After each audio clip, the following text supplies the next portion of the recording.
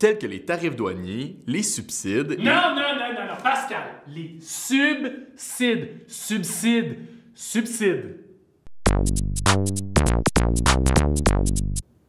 Les rébellions des Patriotes de 1837-1838 représentent une période marquante de notre histoire. Dans cette vidéo, nous observerons la suite d'événements qui ont mené à ces révoltes. L'acte constitutionnel de 1791, adopté par les autorités britanniques pour faire plaisir aux loyalistes nouvellement arrivés dans la colonie et au British Party, ne satisfait pas tout le monde. En effet, bien que cette constitution soit à la base de la démocratie dans la colonie avec la mise sur pied d'une chambre d'assemblée, sa structure n'avantage pas réellement les députés élus par la population.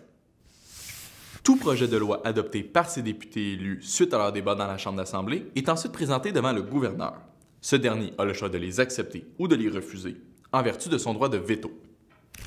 Le gouverneur et son entourage ne sont toutefois pas élus, mais bien nommés par le roi et le Parlement britannique. Cette situation est, dans les faits, bien peu démocratique. Pour remédier à la situation, les élus réclament la responsabilité ministérielle. Pendant ce temps, les idées libérales et républicaines qui ont inspiré la Révolution américaine se propagent de plus en plus au sein de la population du Bas-Canada, grâce, entre autres, à des journaux tels que Le Canadien qui diffusent ces idées. Le libéralisme et le républicanisme s'opposent à la monarchie et encouragent la souveraineté des peuples. En accordant un droit de veto à un gouverneur nommé par le roi de Grande-Bretagne, l'acte constitutionnel ne met pas de l'avant ces philosophies. À partir de 1830, la situation s'envenime. Des sujets débattus dans la Chambre d'Assemblée, tels que les subsides, les tarifs douaniers et la subvention pour la construction de canaux, attisent les tensions entre les élus francophones et les élus anglophones. En 1832, une émeute lors d'une élection partielle pousse des soldats britanniques à ouvrir le feu sur la foule, tuant ainsi 3 Canadiens français. Cet événement accentue les tensions entre les Britanniques et les Canadiens français. De plus, en raison de l'arrivée massive d'immigrants anglophones durant cette période, la population francophone craint d'être assimilée. Finalement, une crise agricole et la surpopulation des seigneuries au Bas-Canada mènent à une famine. Par rapport à toutes ces réalités, les autorités britanniques semblent prendre des décisions qui avantagent la population anglophone. Ce favoritisme pousse les représentants francophones à réagir. C'est pourquoi, en 1834, le Parti patriote envoie à Londres une lettre contenant 92 résolutions.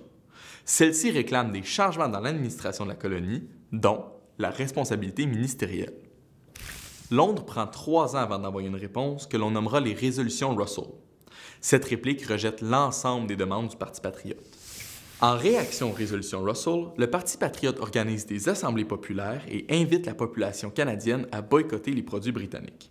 Le gouverneur réagit en interdisant les assemblées populaires. En l'an 1837, une escalade de tensions mène à une rébellion armée entre les patriotes et l'armée britannique.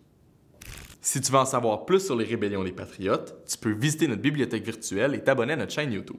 Je t'invite également à nous suivre sur les réseaux sociaux. Les autorités britanniques semblent prendre des décisions qui avantagent la population anglophone. Devant ce favoritisme... Non, ce favoritisme! Pourquoi je dis devant?